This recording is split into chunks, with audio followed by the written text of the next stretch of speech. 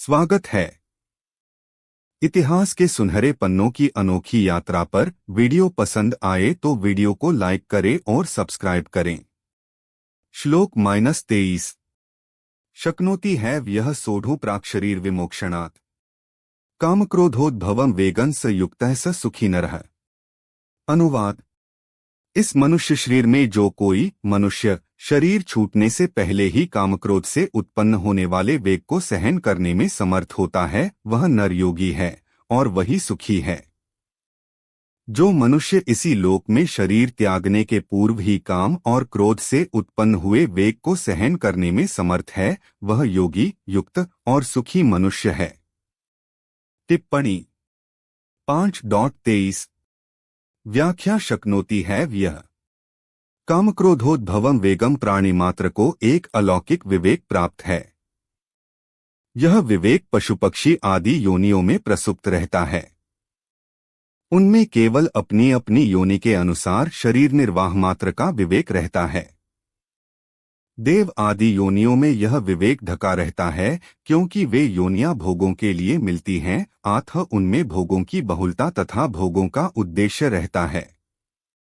मनुष्य योनि में भी भोगी और संग्रही मनुष्य का विवेक ढका रहता है। ढके रहने पर भी यह विवेक मनुष्य को समय समय पर भोग और संग्रह में दुख एवं दोष का दर्शन कराता रहता है, परंतु इसे महत्व न देने के कारण मनुष्य भोग और संग्रह में फंसा रहता है। अतः मनुष्य को चाहिए कि वह इस विवेक को महत्व देकर इसे स्थायी बना ले। इसकी उसे पूर्ण स्वतंत्रता है। विवेक को स्थायी बनाकर वह राग द्वेष कामक्रोध आदि विकारों को सर्वथा समाप्त कर सकता है। इसलिए भगवान इह पद से मनुष्य को सावधान करते हैं कि अभी उसे ऐसा दुर्लभ अवसर प्राप्त है जिसमें वह कामक्रोध पर विजय प्राप्त करके सदा के लिए सुखी हो सकता है। मनुष्य शरीर मुक्त होने के लिए ही मिला है, इसलिए मनुष्य मात्र कामक्रोध का वेग सहन करने में योग्य अधिकारी और समर्थ है। इसमें किसी वर्ण आश्रम आदि की उपेक्षा भी नहीं है। मृत्यु का कुछ पता नहीं कि कब आ जाए अतः सबसे पहले कामक्रोध के वेग को सहन कर लेना चाहिए।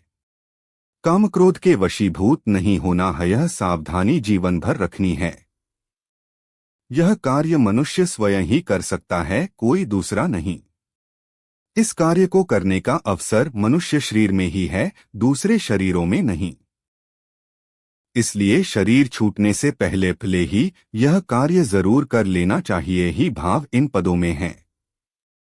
उपर्युक्त पदों से एक भाव यह भी लिया जा सकता है कि कामक्रोध के वशीभूत होकर शरीर क्रिया करने लगे ऐसी स्थिति से पहले ही उनके वेग को सह लेना चाहिए। कारण कि कामक्रोध के अनुसार क्रिया आरंभ होने के बाद शरीर और वृत्तियां अपने वश में नहीं रहती। भोगों को पाने की इच्छा से पहले उनका संकल्प होता है। वह संकल्प होते ही सावधान हो जाना चाहिए कि मैं तो साधक हूं, मुझे भोगों में नहीं फंसना है क्योंकि यह साधक का काम नहीं है। इस तरह संकल्प उत्पन्न होते ही उसका त्याग कर देना चाहिए। पदार्थों के प्रति राग काम रहने के कारण अमुक पदार्थ सुंदर और सुखप्रद हैं आदि संकल्प उत्पन्न होते हैं। संकल्प उत्पन्न होने के बाद उन पदार्थों को प्राप्त करने की कामना उत्पन्न हो जाती है और उनकी प्राप्ति में बाधा देने वालों के प्रति क्रोध उत्पन्न होता है।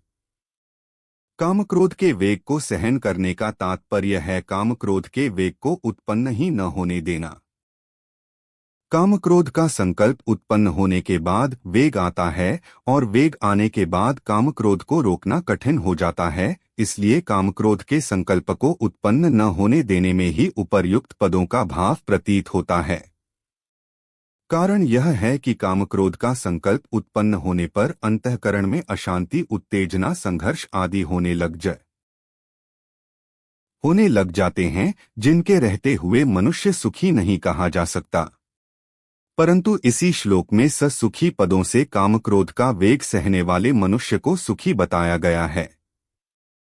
दूसरी बात यह है कि कामक्रोध के वेग को मनुष्य अपने से शक्तिशाली पुरुष के सामने भय से भी रोक सकता है अथवा व्यापार में आमदनी होती देखकर लोभ से भी रोक सकता है।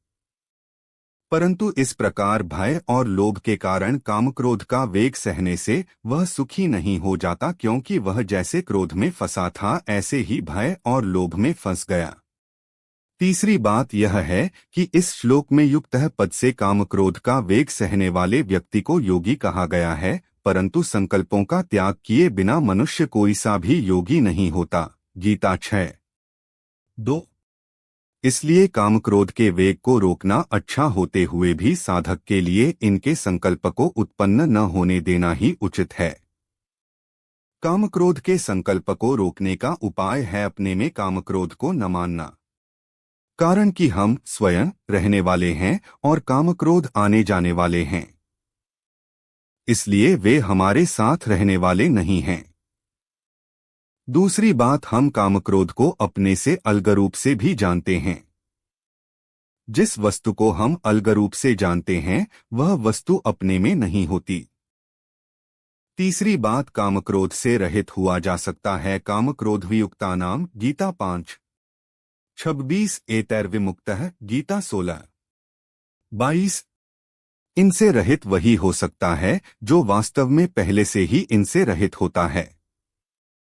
चौथी बात, भगवान ने कामक्रोध को, जो रागद्वेष के ही स्थूल रूप हैं, क्षेत्र अर्थात प्रकृति के विकार बताया है। गीता 13:6-8। ये प्रकृति में ही होते हैं, अपने में नहीं, क्योंकि स्वरूप निर्विकार है।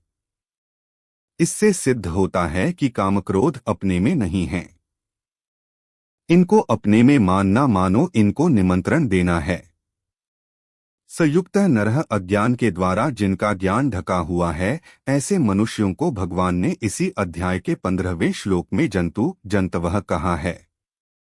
यहाँ कामक्रोध का वेग सहने में समर्थ मनुष्य को नरह कहा है। भाव यह है कि जो कामक्रोध के वश में हैं, वे मनुष्य कहलाने योग्य नहीं हैं। जिसने कामक्रोध पर विजय प्राप्त कर ली है वही वास्तव में नर है, शूरवीर है। समता में स्थित मनुष्य को योगी कहते हैं। जो अपने विवेक को महत्व देकर कामक्रोध के वेग को उत्पन्न ही नहीं होने देता वही समता में स्थित हो सकता है। सुखी मनुष्य ही नहीं, पशु पक्षी भी कामक्रोध उत्पन्न होने पर सुख शांति से नहीं रह सकते। इसलिए जिस मनुष्य ने कामक्रोध के संकल्प को मिटा दिया है वही वास्तव में सुखी है। कारण कि कामक्रोध का संकल्प उत्पन्न होते ही मनुष्य के अंतःकरण में अशांति, चंचलता, संघर्ष आदि दोष उत्पन्न हो जाते हैं। इन दोषों के रहते हुए वह सुखी कैसे कहा जा सकता है? जब वह कामक्रोध के वेग के वशीभूत हो जाता है तब वह दुखी हो ही जाता है। कारण की उत्पत्ति विनाशशील वस्तुओं का आश्रय लेकर उनसे संबंध जोड़कर सुख चाहने वाला मनुष्य कभी सुखी नहीं हो सकता, यह नियम है। संबंध बाह्य संबंध से होने वाले सुख के अनर्थ का वर्णन करके अब भगवान आभ्यंतर तत्व के संबंध से होने वाले सुख की महिमा का वर्णन करते हैं। 5:23 भगवान स्वयं अनुभव करते हैं कि उनके द्वारा ज्ञानी पुरुष का कुछ अत्यधिक उत्साह से किया हुआ वर्णन साधकों को असंभव सा प्रतीत हो सकता है। कारण यह है कि मनुष्य का वर्तमान जीवन इतना अधिक दुखपूर्ण और परावलंबी है कि साधारण मनुष्य पूर्ण आनंद के जीवन की कल्पना भी नहीं कर सकता। यदि कोई दर्शन ऐसा आदर्शवादी है जिसका हमारे व्यवहारिक जगत से कोई संबंध ही न हो तो वह केवल एक मनोरंजक कल्पना तो हो सकता है, परंतु मनुष्य को श्रेष्ठतर बनाने की सामर्थ्य उसमें नहीं होगी। ऐसी त्रुटिपूर्ण धारणा को दूर करने के लिए श्री कृष्ण सभी साधकों को यह कहकर आश्वस्त करते हैं कि आवश्यक प्रयत्नों के द्वारा इस आनंदपूर्ण जीवन को इसी लोक में रहकर जिया जा सकता है। मेरे पितामह एक महान वीणा वादक थे। आज तक उनकी वीणा घर में सुरक्षित रखी है। संगीत से मेरा भी प्रारंभिक परिचय होने के कारण एक दिन अचानक मेरे मन में विचार आया कि क्यों न पितामह की वीणा का उपयोग कर रातों रात महान संगीतज्ञ बना जाए। यह विचार करके यदि उस वीणा को मैं उसी स्थिति में बजाने का प्रयत्न करूं तो उसमें से शुद्ध संगीत नहीं सुनाई पड़ सकता, और हो सकता है कि उसके साथ अधिक खिलवाड़ करने से वह टूट ही जाए। उस वाद्य का उपयोग करने से पूर्व आवश्यकता है उसे स्वच्छ करने की, उसके तार बदलने की और उसे स्वर में मिलाने की। इन सबके सुव्यवस्थित होने पर उसी वीणा पर मधुर संगीत सुना जा सकता है। ठीक इसी प्रकार अनादिकाल से उपेक्षित हमारा अंतकरण इस योग्य नहीं रहा है कि पूर्णत्व के गान को वह गा सके। अब हमको चाहिए कि साधनाभ्यास से उसे शुद्ध और सुव्यवस्थित करें, जिससे उसमें पूर्ण आनंद की अनुभूति हो और वह आनंद उसके माध्यम से व्यक्त हो सके। अंतकरण को पूर्ण व्यवस्थित करने की विधि का वर्णन यहाँ भगवान संक्षेप में किंतु सुंदर ढंग से कर रहे हैं। कभी कभी उनके कथन की संक्षिप्तता और सरलता ही उनके गंभीर अभिप्राय को समझने में बाधक सी बन जाती है। उनके उपदेश में सरलता का आभास होता है, परंतु अर्थ गांभीर्य रहता है। काम और क्रोध के वेग को सहन करो और फिर वह व्यक्ति इसी जगत और जीवन में योगी और सुखी है। सिगमंड फ्रायड के आधुनिक विद्यार्थियों तथा अन्य पुरुषों को भगवान का कथन अवैज्ञानिक और रुक्ष उत्साह का प्रतीक प्रतीत हो सकता है। इसका कारण केवल यही है कि मानव व्यवहार तथा मनोविज्ञान की सभी बातों से उनके मन में अनेक धारणाएं बन चुकी होती हैं, पूर्वाग्रह दृढ़ हो गए होते हैं। परंतु उक्त विचार की सम्यक समीक्षा करने पर हम देखेंगे कि उसमें जीवन को सुखपूर्ण बनाने के लिए अत्यंत उपयोगी सुझाव दिए गए हैं। बुद्धिरूपी पर्वत श्रृंग से नीचे की ओर तीव्रगति से सरकती हुई विचारों की हिमराशि का नाम है कामना, जो हृदय रूपी घाटियों से गुजरती हुई बाह्य जगत में स्थित प्रिय विषय की ओर अग्रसर होती है। जब विचार रूपी हिमराशि के फिसलन मार्ग पर शक्तिशाली अवरोधक लगा दिया जाता है, तब उस अवरोधक तक शीघ्र ही पहुंचकर छिन्न भिन्न होकर वह आत्मविनाश का रूप धारण करती है, जिसे कहते हैं क्रोध। काम और क्रोध यही दो वृत्तियां हैं जो साधारणत हमारे मन में अत्यंत विक्षेप या क्षोभ उत्पन्न करती हैं। कामना की तीव्रता जितनी अधिक होती है, उसमें विघ्न आने पर क्रोध का रूप भी उतना भयंकर होता है। मनुष्य विषयों की कामना केवल सुख प्राप्ति के लिए ही करता है। जिस व्यक्ति ने यह समझ लिया कि विषयों में सुख नहीं होता और आनंद तो स्वयं का आत्मस्वरूप ही है, वह व्यक्ति इन उपभोगों से विरक्त होकर स्वरूप में स्थित होने का प्रयत्न करेगा। ऐसे व्यक्ति के मन में विषयों की कामनाएं नहीं होंगी और स्वाभाविक है कि उनके अभाव में क्रोध उत्पन्न होने के लिए कारण ही नहीं रह जाएगा। जिसने इन दो शक्तिशाली एवं दुर्जेय वृत्तियों को अपने वश में कर लिया है, वही एक पुरुष इस जगत के प्रलोभनों में स्वतंत्र रूप से अप्रभावित रह सकता है। वही वास्तव में सुखी पुरुष है। अर्जुन के माध्यम से भगवान का हम सबके लिए यही उपदेश है कि हमें काम और क्रोध को जीतने का प्रयत्न करना चाहिए। उनका आश्वासन है कि इन पर विजय प्राप्त करने पर हम इसी जगत और जीवन में परमानंद का अनुभव कर सकते हैं। किन गुणों से संपन्न व्यक्ति ब्रह्मा में स्थित होता है, भगवान कहते हैं। श्लोक 24। योऽन्तः सुखोऽन्तरारामस्तथान्तर ज्योतिरेव यः स योगी ब्रह्म निर्वाणं ब्रह्मभूतोऽधिगच्छति। अनुवाद: जो मनुष्य केवल परमात्मा में सुख वाला है और केवल परमात्मा में रमण करने वाला है तथा जो केवल परमात्मा में ज्ञान वाला है, वह ब्रह्म में अपनी स्थिति का अनुभव करने वाला सांख्य योगी निर्वाण ब्रह्म को प्राप्त होता है। जो पुरुष अंतरात्मा में ही सुख वाला, आत्मा में ही आराम वाला तथा आत्मा में ही ज्ञान वाला है, वह योगी ब्रह्मरूप बनकर ब्रह्म निर्वाण अर्थात परम मोक्ष को प्राप्त होता है। टिप्पणी 5.24 व्याख्या योनतः सुखोंतरारामस्तथांतर ज्योतिरेव, यह जिसको प्रकृतिजन्य बाह्य पदार्थों में सुख प्रतीत नहीं होता प्रत्युत एकमात्र परमात्मा में ही सुख मिलता है, ऐसे साधक को यहाँ अंतः सुख है कहा गया है। परमात्म तत्व के सिवाय कहीं भी उसकी सुख बुद्धि नहीं रहती। परमात्म तत्व में सुख का अनुभव उसे हर समय होता है, क्योंकि उसके सुख का आधार बाह्य पदार्थों का संयोग नहीं होता। स्वयं अपनी सत्ता में निरंतर स्थित रहने के लिए बाह्य की किंचन मात्र भी आवश्यकता नहीं है। स्वयं को स्वयं से दुख नहीं होता, स्वयं को स्वयं से अरुचि नहीं होती, यह अंतः सुख है। जो सदा के लिए न मिले और सभी को न मिले वह बाह्य है, परंतु जो सदा के लिए मिले और सभी को मिले वह आभ्यंतर है। जो भोगों में रमण नहीं करता प्रत्युत केवल परमात्म तत्व में ही रमण करता है, और व्यवहार काल में भी जिसका एकमात्र परमात्म तत्व में ही व्यवहार हो रहा है, ऐसे साधक को यहाँ अंतराराम कहा गया है।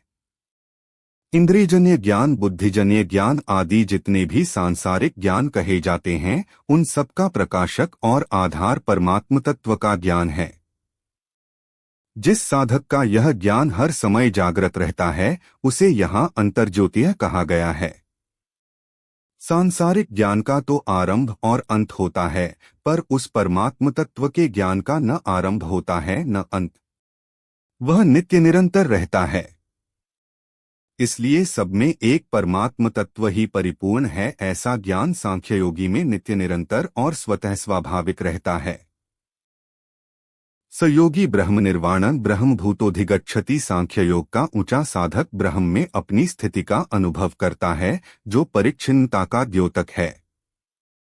कारण कि साधक में मैं स्वाधीन हूँ, मैं मुक्त हूँ, मैं ब्रह्म में स्थित हूँ, इस प्रकार परिच्छिन्नता के संस्कार रहते हैं।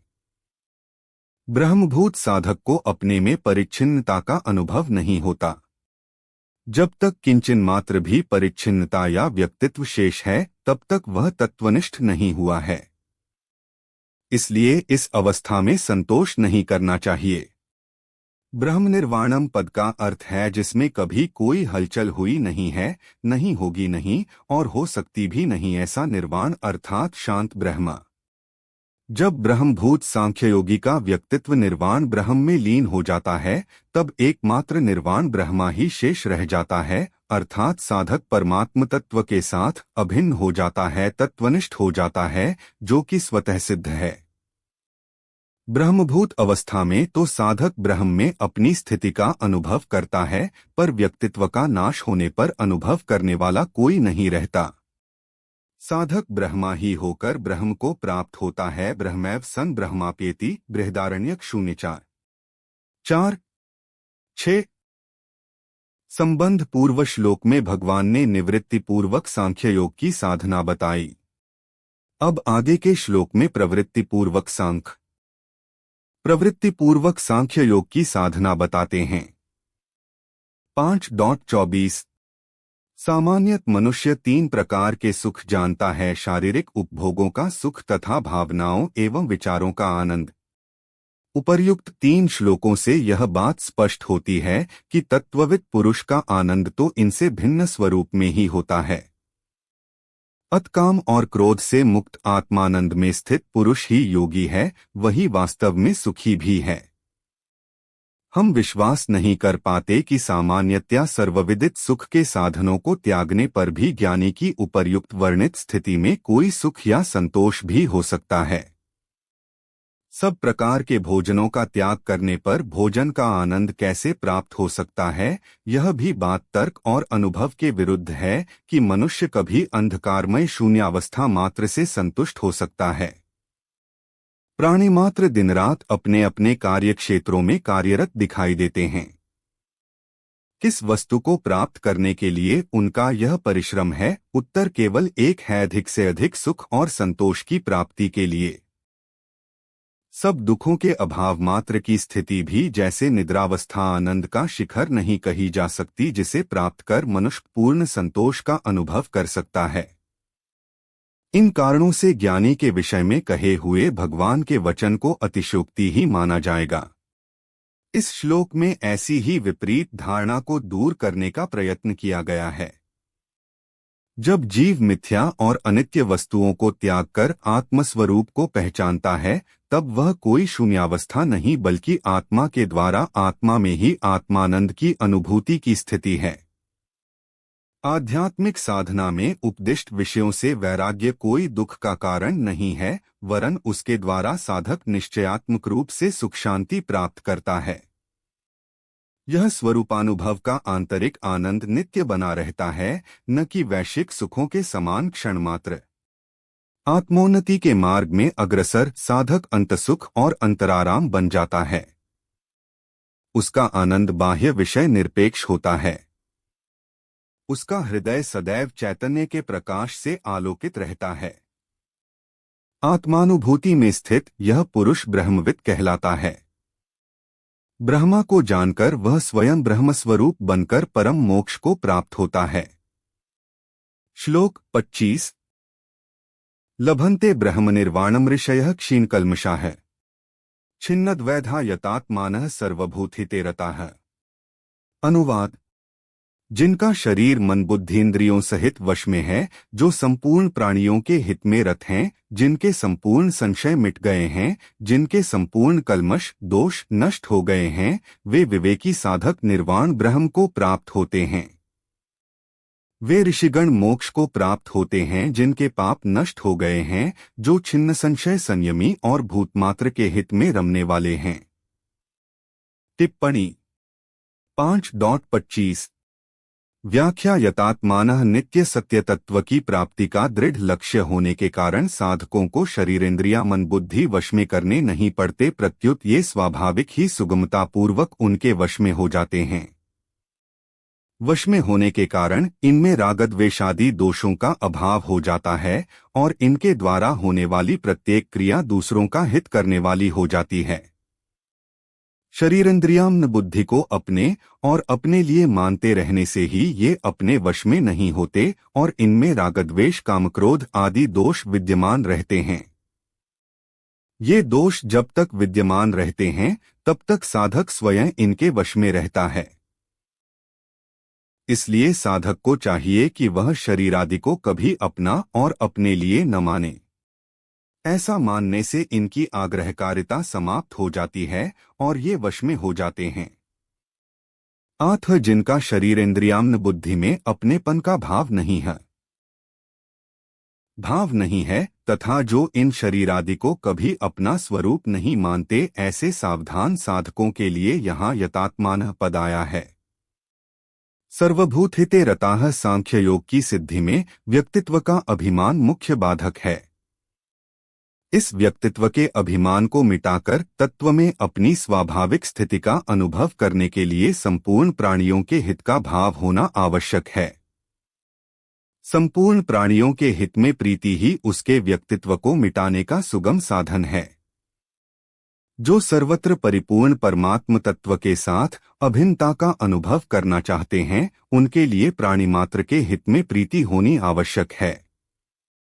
जैसे अपने कहलाने वाले शरीर में आकृति अवयव कार्य नाम आदि भिन्न भिन्न होते हुए भी ऐसा भाव रहता है कि सभी अंगों को आराम पहुँचे, किसी भी अंग को कष्ट न हो, ऐसे ही वर्ण आश्रम संप्रदाय साधन पद्धति आदि भिन्न भिन्न होते हुए भी संपूर्ण प्राणियों के हित में स्वाभाविक ही रति होनी चाहिए कि सबको सुख पहुँचे, सबका हित हो, कभी किसी को किंचन मात्र भी कष्ट न हो। कारण कि बाहर से भिन्नता रहने पर भी भीतर से एक परमात्म तत्व ही समान रूप से सब में परिपूर्ण है। आठ प्राणी मात्र के हित में प्रीति होने से व्यक्तिगत स्वार्थ भाव सुगमता से नष्ट हो जाता है और परमात्म तत्व के साथ अपनी अभिन्नता का अनुभव हो जाता है। छिन्नद्वैधाः जब तक तत्व प्राप्ति का एक निश्चय दृढ़ नहीं होता तब तक अच्छे साधकों के अंतःकरण में भी कुछ न कुछ दुविधा विद्यमान रहती है। दृढ़ निश्चय होने पर साधकों को अपनी साधना में कोई संशय विकल्प भ्रम आदि नहीं रहता और वे असंदिग्ध रूप से तत्परतापूर्वक अपने साधन में लग जाते हैं। क्षीणकल्मषाः प्रकृति से माना हुआ जो भी संबंध है वह सब कल्मष ही है, क्योंकि प्रकृति से माना हुआ संबंध ही संपूर्ण कल्मषों अर्थात पापों दोषों विकारों का हेतु है। प्रकृति तथा उसके कार्य शरीर इंद्रिया मन बुद्धि आदि से स्पष्टतया अपना अलग अनुभव करने से साधक में निर्विकारता स्वतः आ जाती है। ऋषरीष धातु का अर्थ है ज्ञान। उस ज्ञान विवेक को महत्व देने वाले ऋषि कहलाते हैं। प्राचीन काल में ऋषियों ने गृहस्थ में रहते हुए भी परमात्म तत्व को प्राप्त किया था। इस श्लोक में भी सांसारिक व्यवहार करते हुए विवेक पूर्वक परमात्म तत्व की प्राप्ति के लिए साधन करने वाले साधकों का वर्णन है। अथ अपने विवेक को महत्व देने वाले ये साधक भी ऋषि ही हैं। लभन्ते ब्रह्म निर्वाणम ब्रह्मा तो सभी को सदा सर्वदा प्राप्त है ही, पर परिवर्तनशील शरीर आदि से अपनी एकता मान लेने के कारण मनुष्य ब्रह्म से विमुख रहता है। जब शरीरादि उत्पत्ति विनाशशील वस्तुओं से संबंध विच्छेद हो जाता है तब संपूर्ण विकारों और संशयों का नाश होकर सर्वत्र परिपूर्ण ब्रह्म का अनुभव हो जाता है। लभन्ते पद का तात्पर्य है कि जैसे लहरें समुद्र में लीन हो जाती हैं, ऐसे ही सांख्य योगी निर्वाण ब्रह्म में लीन हो जाते हैं। जैसे जल तत्व में समुद्र और लहरें ये दो भेद नहीं हैं, ऐसे ही निर्वाण ब्रह्म में आत्मा और परमात्माएं दो भेद नहीं हैं। संबंध 24वें-25वें श्लोकों में भगवान ने सांख्य योग के साधकों द्वारा निर्वाण ब्रह्म को प्राप्त करने की बात कही। अब आगे के श्लोक में यह बताते हैं कि निर्वाण ब्रह्म की प्राप्ति होने पर उसका कैसा अनुभव होता है। 5.25 जितेंद्रिय होकर जब मनुष्य ध्यान अभ्यास करता है तब वह अपने मन की सभी पापपूर्ण वासनाओं को धो डालता है जिन्होंने आत्मस्वरूप को आवृत कर रखा है और जिसके कारण सत्य के विषय में असंख्य संशय उत्पन्न होते हैं। मन के शुद्ध होने पर आत्मानुभव भी सहज सिद्ध हो जाता है। आत्मज्ञान का उदय होने के साथ ही आवरण और विक्षेप रूप अज्ञान की आत्यंतिक निवृत्ति होकर स्वरूप में अवस्थान प्राप्त हो जाता है। विकास के सर्वोच्च शिखरात्म स्थिति को प्राप्त करने के पश्चात देह त्याग तक ज्ञानी पुरुष का क्या कर्तव्य होता है, इस विषय में सामान्य धारणा यह है कि वह जगत में विक्षिप्त के समान अथवा पाषाण प्रतिमा के समान रहेगा, दिन में कम से कम एक बार भोजन करेगा और घूमता रहेगा। लोग ऐसे पुरुष को समाज पर भार समझते हैं, परंतु वेदों में मनुष्य के लिए कोई जीवित प्रेत का लक्ष्य नहीं बताया गया है और न ऋषियों ने किसी ऐसे लक्ष्य की प्राप्ति के लिए प्रयत्न किया है। आत्मसाक्षात्कार कोई दैव निर्धारित शवगर्त की ओर धीरे धीरे बढ़ने वाला दुखद संचलन नहीं, वरन सत्य के राजप्रासाद तक पहुंचने की सुखद यात्रा है। यह सत्य जीव का स्वयं सिद्ध स्वरूप ही है, जिसके अज्ञान से वह अपने से ही दूर भटक गया था। आत्मानुभव में स्थित ज्ञानी पुरुष का संपूर्ण जीवन मनुष्यों का आत्म अज्ञान दूर करने और आत्मवैभव को प्रकट करने में समर्पित होता है। इसका संकेत भगवान के शब्दों में सर्वभूत हिते रता के द्वारा किया गया है। यह लोक सेवा उसका स्वनिर्धारित कार्य और मनोरंजन दोनों ही है। उपाधियों के द्वारा सबकी सेवा में अपने को समर्पित करते हुए ज्ञानी पुरुष स्वयं अपने शुद्ध स्वरूप में स्थित रहता है। भगवान आगे कहते हैं, श्लोक 26 कामक्रोधवियुक्ताना यतीना यच्चेत्सां अभितो ब्रह्म निर्वाण वर्तते विदितात्मना। अनुवाद: कामक्रोध से सर्वथा रहित जीते हुए मन वाले और स्वरूप का साक्षात्कार किए हुए सांख्य योगियों के लिए दोनों ओर से शरीर के रहते हुए अथवा शरीर छूटने के बाद निर्वाण ब्रह्मा परिपूर्ण है। काम और क्रोध से रहित संयत चित्त वाले तथा आत्मा को जानने वाले यतियों के लिए सब और मोक्ष या ब्रह्मानंद विद्यमान रहता है। टिप्पणी 5.26 व्याख्या कामक्रोधवियुक्ताना यतीनाम भगवान उपर्युक्त पदों से यह स्पष्ट कह रहे हैं कि सिद्ध महापुरुष में कामक्रोधादि दोषों की गंध भी नहीं रहती। कामक्रोधादि दोष उत्पत्ति विनाशशील असत पदार्थों शरीर, इंद्रिया, मन, बुद्धि आदि के संबंध से उत्पन्न होते हैं। सिद्ध महापुरुष को उत्पत्ति विनाशशील सत्तत्व में अपनी स्वाभाविक स्थिति का अनुभव हो जाता है, अतः उत्पत्ति विनाश रहित असत पदार्थों से उसका संबंध सर्वथा नहीं रहता। उसके अनुभव में अपने कहलाने वाले शरीर अंतःकरण सहित संपूर्ण संसार के साथ अपने संबंध का सर्वथा अभाव हो जाता है, अतः उसमें कामक्रोध आदि विकार कैसे उत्पन्न हो सकते हैं? यदि कामक्रोध सूक्ष्म रूप से भी हो तो अपने को जीवन मुक्त मान लेना भ्रम ही है। उत्पत्ति विनाशशील वस्तुओं की इच्छा को काम कहते हैं। काम अर्थात कामना अभाव में पैदा होती है। अभाव सदैव असत में रहता है। सत्स्वरूप में अभाव है ही नहीं, परंतु जब स्वरूप असत से तादात्म्य कर लेता है तब असतंश के अभाव को वह अपने में मान लेता है। अपने में अभाव मानने से ही कामना पैदा होती है और कामना पूर्ति में बाधा लगने पर क्रोध आ जाता है। इस प्रकार स्वरूप में कामना न होने पर भी तादात्म्य के कारण अपने में कामना की प्रतीति होती है। परंतु जिनका तादात्म्य नष्ट हो गया है और स्वरूप में स्वाभाविक स्थिति का अनुभव हो गया है, उन्हें स्वयं में असत के अभाव का अनुभव हो ही कैसे सकता है? साधन करने से काम क्रोध कम होते हैं, ऐसा साधकों का अनुभव है। जो चीज कम होने वाली होती है वह मिटने वाली होती है, अतः जिस साधन से ये काम क्रोध कम होते हैं उसी साधन से ये मिट भी जाते हैं। साधन करने वालों को यह अनुभव होता है कि एक, कामक्रोध आदि दोष पहले जितनी जल्दी आते थे उतनी जल्दी अब नहीं आते। दो, पहले जितने वेग से आते थे उतने वेग से अब नहीं आते। और तीन, पहले जितनी देर तक ठहरते थे उतनी देर तक अब नहीं ठहरते। कभी कभी साधक को ऐसा भी प्रतीत होता है कि कामक्रोध का वेग पहले से भी अधिक आ गया। इसका कारण यह है कि एक, साधन करने से भोगासक्ति तो मिटती चली गई और पूर्णावस्था प्राप्त हुई नहीं। दो, अंतःकरण शुद्ध होने से थोड़े कामक्रोध भी साधक को अधिक प्रतीत होते हैं। तीन, कोई मन के विरुद्ध कार्य करता है तो वह साधक को बुरा लगता है, पर साधक उसकी परवाह नहीं करता। बुरा लगने के भाव का भीतर संग्रह होता रहता है। फिर अंत में थोड़ी सी बात पर भी जोर से क्रोध आ जाता है, क्योंकि भीतर जो संग्रह हुआ था वह एक साथ बाहर निकलता है। इससे दूसरे व्यक्ति को भी आश्चर्य होता है कि इतनी थोड़ी सी बात पर इसे इतना क्रोध आ गया। भीख भी वृत्तियां ठीक होने से साधक को ऐसा प्रतीत होता है कि मेरी पूर्णावस्था हो गई, परंतु वास्तव में जब तक पूर्णावस्था का अनुभव करने वाला है तब तक व्यक्तित्व बना रहने से पूर्णावस्था हुई नहीं।